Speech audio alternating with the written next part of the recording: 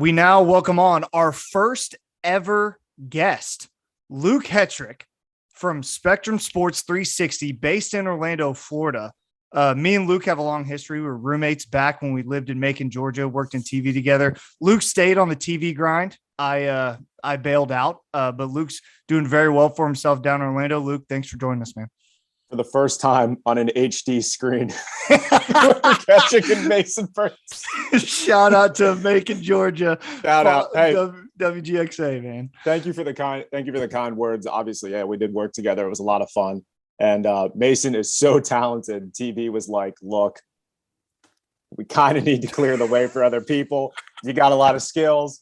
You know, if you want to do TV, that's great. But, you know, think about how many jobs you'd create if you got out of it. And just a man of the people, you know. That's what he is. That's right. Thinks of others. That's right. Me and Luke have a long history. We're really good friends. So if that's what it comes off as, then that's fact. Luke's extremely talented, very well connected down in Central Florida.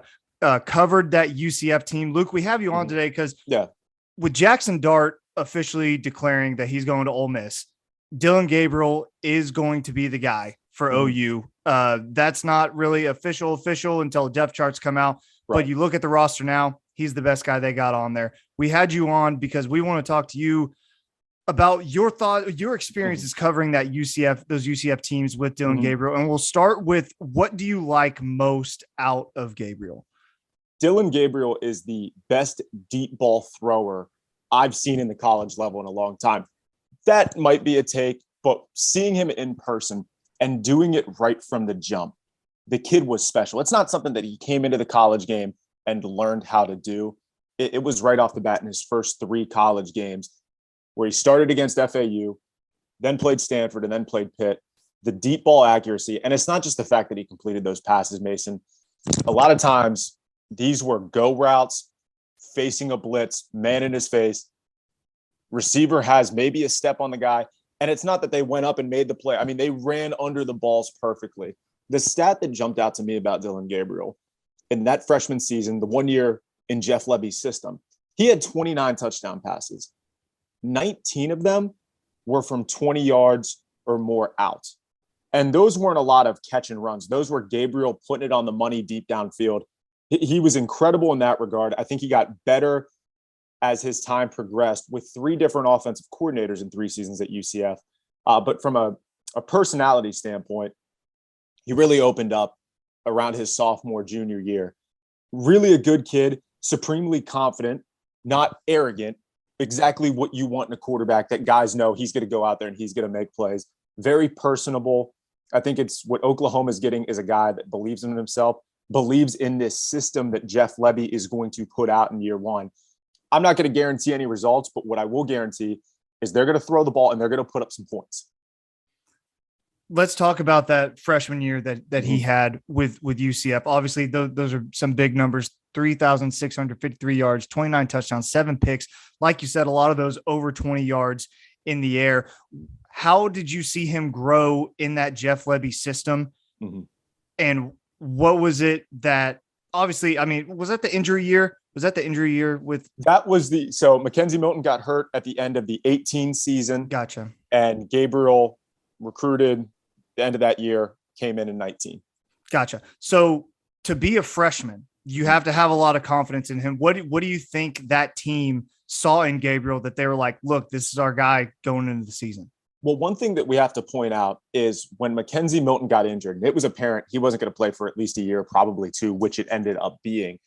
They were comfortable at the time going with Darryl Mack, the guy that replaced him in the conference championship game and then a bowl game against LSU out in Arizona. They were comfortable with him. They also had Brandon Wimbush transfer from Notre Dame in that year. He ended up winning the starting job. Darryl Mack, I believe it was the summer, I don't want to say it was right before camp, but it was somewhat time in the summer, had broken his foot. So he was going to be out. So you knew he was off the table. And then it was Dillon Gabriel, who was committed to Army for the longest time, started getting some attention towards the end of his recruiting process from Georgia and USC. UCF wasn't as interested early on, but then when Georgia calls, things change. So he came in and he was kind of thrust into it. He proved right from the go that he was the best quarterback that was available to play. He jumped right in. And I think with that system early on with Jeff Lebby, and it really is as well Josh Heupel, they want to get the ball out quick. They want to play with pace. They want to go, 8 seconds between every play, between the end of a play and a snap. They're going. And when you start out like that, it's very basic plays. The faster you go, the smaller the playbook. A lot of quick dives, zone reads, quick screens to the outside, go routes. They weren't running a ton of plays. But as the season progressed and Dillon Gabriel got better in that base, and when teams started to key on what they were doing, it was also Dillon Gabriel's maturation, but it was Jeff Lebby's play calling that changed, became a lot more dynamic, a lot more formations, a lot more wrinkles to that offense. And Dillon Gabriel was able to match it and really mature in that system.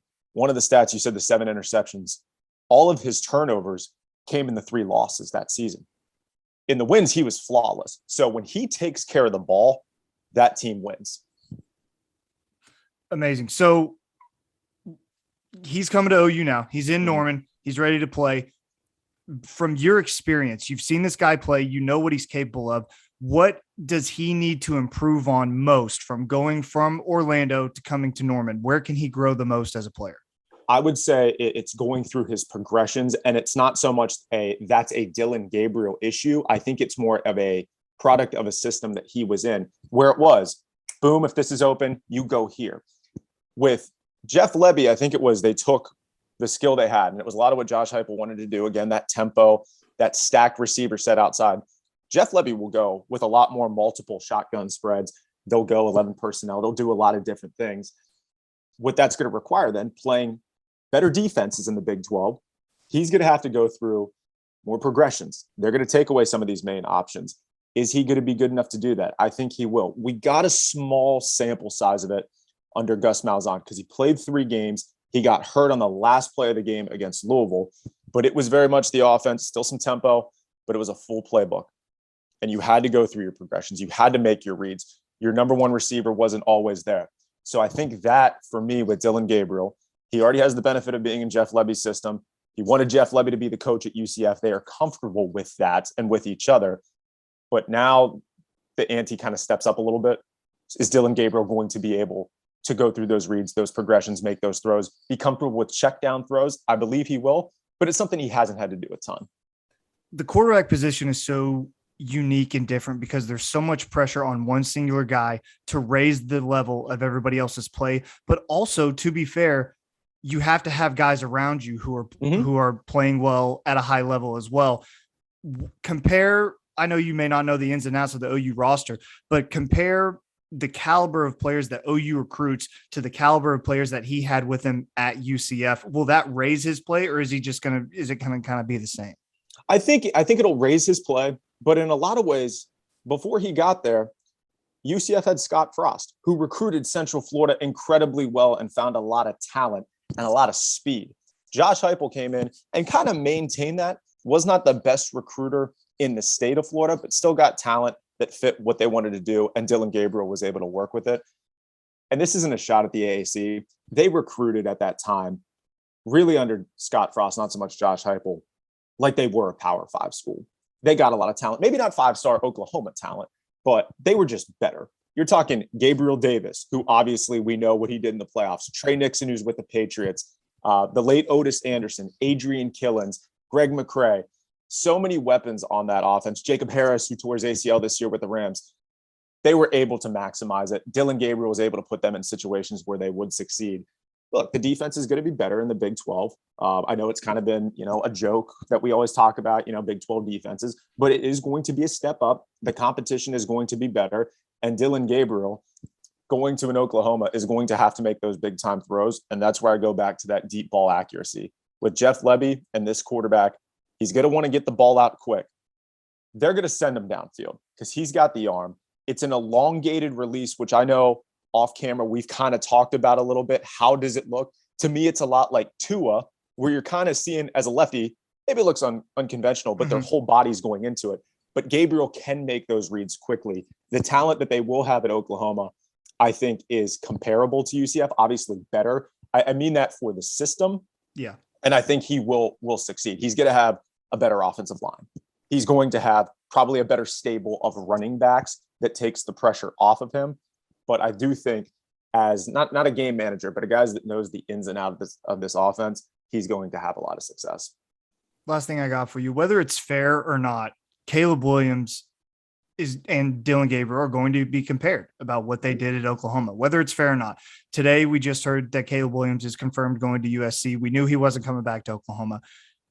That situation being compared to Caleb Williams, obviously you're not in a position where you're going to be replaced by him like Spencer Rattler was. But is that something, that kind of pressure, not only being at Oklahoma, but being compared to arguably one of the best quarterbacks in the nation right now? Is that kind of pressure that he's going to be able to deal with? Or do you think he has the mental makeup? Well, think about this too, because when he got to UCF, he was high school teammates, really good friends with Mackenzie Milton, who goes down as probably the most important, and you can argue the greatest player in UCF history, a guy that led them to the national championship. Make your jokes. Yeah. You can say it. You can do what you want about it. Yeah. They have the banner. That's what they want to say. Yeah. Gotten into Twitter fights about it. But hey, they had that undefeated season. Mackenzie Milton wins 25 games in a row or 24 games in a row as a starter, whatever it may have been. And then you're getting his best friend that comes in after a horrific injury, and he had to be compared to him. He did everything that he could. That team, the talent, probably dropped off after Mackenzie Milton based on the recruiting and kind of the guys they had. But, Dillon Gabriel flourished. I don't think UCF fans probably appreciated the full scope of what he had based on the way that he did exit. He's going to be compared to Caleb Williams. You're always going to be compared because guess where you're going? At UCF, your great quarterbacks, and it's a surprisingly good list. Dante Culpepper, Blake Bortles, Mackenzie Milton. Had some really good guys come in and out of that program. But it wasn't stacked the way that Oklahoma was, where you're going from Baker, Kyler, Jalen Hurts, Spencer Rattler, Caleb Williams, and now Gabriel. That's the kind of pressure that you're going to face. It's a different type of pressure, but I do think he is going to be able to handle it because he's going to have the comfort of being with Jeff Lebby. Luke Hetrick, one of the most talented, knowledgeable people that I've ever had the privilege of knowing. Luke, tell the people where they can find you. Give your social media plugs. Well, you can join our group text at Macon Survivors. That's right. No, I appreciate the shout out, Mason. And, I do want to say Mason has always been a fantastic friend, incredibly talented in all aspects of media. I'm really proud of what you and your friends are doing. Program guys, I've listened to a couple episodes so far. You guys do a fantastic job. As for me, you can follow me on Twitter at LH Sports TV and Spectrum Sports 360. If you are a Spectrum customer, which you're probably not in Oklahoma, but who cares? Do the login. I'll give it to you. I'll give you my own, whatever, 10:30 every single night. If you want it, you can use my HBO Max account because I get it for free for Spectrum. But I really appreciate it. And thank you so much for having me. All right, Luke Hetrick, everybody.